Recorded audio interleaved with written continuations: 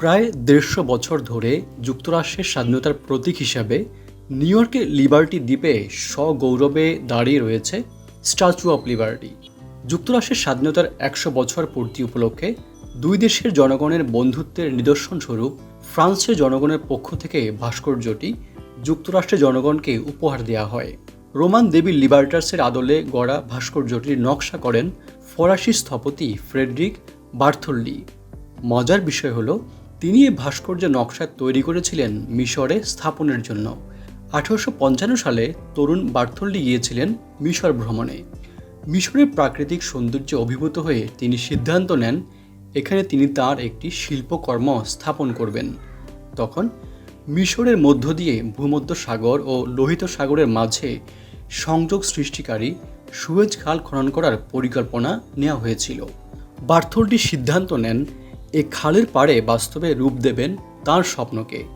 মিশর সরকার এবং সুয়েজ খালের নির্মাণকারী প্রতিষ্ঠানের সঙ্গে কথা বলে তিনি তৈরি করে ফেলেন ভাস্কর্যের নকশা।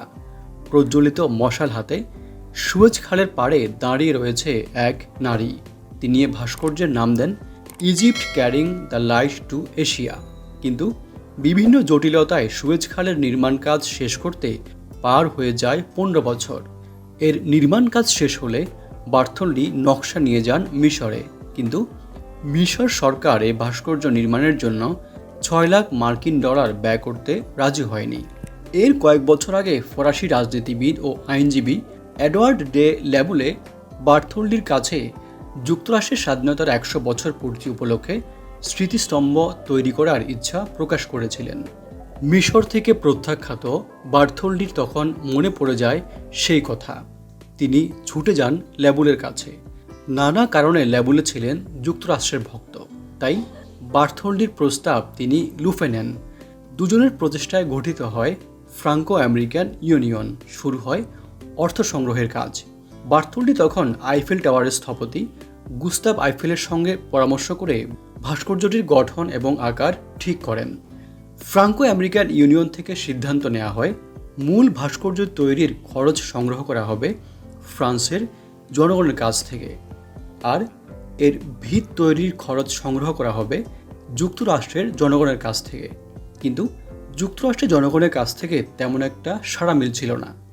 যুক্তরাষ্ট্রে ভাস্কর্যটির অংশবিশেষ প্রদর্শনীর মাধ্যমে এবং মূল নকশার অনুকরণে ছোট ছোট ভাস্কর্য বিক্রি করে অর্থ সংগ্রহ করা হয়, কিন্তু অনাগ্রহী মার্কিন জনগণের কাছ থেকে এভাবে সংগ্রহ করা অর্থের পরিমাণ ছিল একেবারেই নগণ্য।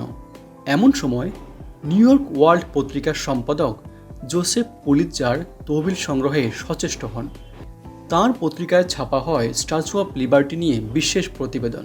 ফলে অর্থ সংগ্রহের পরিমাণ দ্রুত বেড়ে যায়। ফ্রান্সেও অর্থ সংগ্রহের জন্য নাটক প্রদর্শনী সহ বিভিন্ন পদক্ষেপ গ্রহণ করা হয়। এভাবেই রচিত হয় স্ট্যাচু অফ লিবার্টি নির্মাণের ইতিহাস। স্ট্যাচু অফ লিবার্টি নামে পরিচিত হলেও ভাস্কর্যটির মূল নাম ছিল লিবার্টি এনলাইটেনিং দ্য ওয়ার্ল্ড। ভাস্কর্যের ডান হাতে রয়েছে প্রজ্বলিত মশাল, আর বাঁ হাতে একটি বই, যার মলাটে রোমান অক্ষরে লেখা যুক্তরাষ্ট্রের স্বাধীনতার ঘোষণার তারিখ 4 জুলাই 1776। স্ট্যাচু অফ লিবার্টির মুকুটে আছে 7টি কাঁটা, যা সূর্য, 7 মহাদেশ বা 7 সমুদ্রকে নির্দেশ করে। এর পায়ের কাছে পড়ে থাকা ভাঙা শিকল যুক্তরাষ্ট্রের দাস প্রথা রহিতকরণের প্রতীক। স্ট্যাচু অফ লিবার্টির মূল ভাস্কর্যটির উচ্চতা 151 ফুট, তবে বেদি সহ এর উচ্চতা 305 ফুট। বিশাল ভাস্কর্যের নাকের দৈর্ঘ্য 6 ফুট 6 ইঞ্চি এবং এর কানের মধ্যবর্তী দূরত্ব 10 ফুট। তামার তৈরি মূর্তিটির ওজন 2 লাখ কেজির মতো। 1886 সালের 28 অক্টোবর যুক্তরাষ্ট্রের তখনকার প্রেসিডেন্ট গ্রোভার ক্লিভল্যান্ড ভাস্কর্যটির আনুষ্ঠানিক উদ্বোধন করেন। যুক্তরাষ্ট্র সরকার 1924 সালে একে জাতীয় স্মৃতিস্তম্ভ হিসাবে ঘোষণা করে।